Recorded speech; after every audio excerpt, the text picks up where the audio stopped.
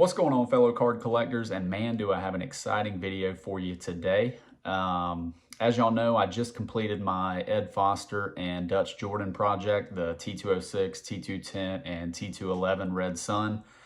That was super tough. Very thankful to have finished it as quick as I did. I mean, it was pretty much a couple year-long project, but it should have taken a lot longer than that given how scarce some of these cards are. But the day after I finished it, something got listed and it drew my attention immediately. So I moved some things around and upgraded one of the cards that is in this project. So I don't want to spill too many beans about which one or what grade or whatever. So I'm going to get the camera flipped around and show you this beauty. All right, guys, and in that box lies the upgrade. Now, before I pop that open, this is the card that I've upgraded. Now, when I completed this project, the Ed Foster and Dutch Jordan project, this was the one that I acquired for my T211 Red Sun Ed Foster. Now, not taking anything away from this card, it's still a great historical, hard to find, super scarce card. But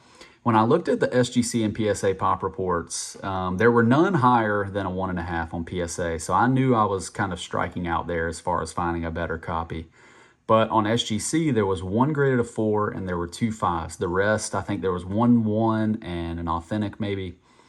So I knew there were a couple out there that were going to be better than this. And I knew when I pulled the trigger on this one, it had a big crease going through the face, the crease up there, the chip borders. But I knew I couldn't be too picky when it comes to these, just because I don't know when the next one I'll see will come up. So I pulled the trigger on it, and of course, not practicing what I preach in staying patient in the card hobby, the very next day after I completed this project, this gets listed. Now I'm going to pop this open really quick. I've already opened it up a little bit just to kind of speed up the video, but in this box lies, on the pop report, it's only one, but this is the SGC 4 that was on the pop report. I knew as soon as it hit the market that I had to have it. I did have to let go of a couple cards that weren't quite as meaningful in my collection, but thrilled to have this as my T211 Red Sun Ed Foster example. Now, part of the reason why I wanted to get this copy and not just settle for that one is I want to go back to a video that John Mangini posted, I believe it was a couple days ago, about one word describing your collection. Now, beforehand, I kind of just was going through my collection list and checking off cards. I would just buy whatever example I saw first as long as it looked somewhat nice. Now, I have let go of a ton of cards recently because I am totally shifting my collecting to just, I want to describe my collection in one word, and that one word I want to be museum. I want every card I collect that I check off my list to just be top-notch museum quality. And that is what this Ed Foster Red Sun is. Now, I knew this was going to be hard to track down, those higher graded copies. There were only a couple.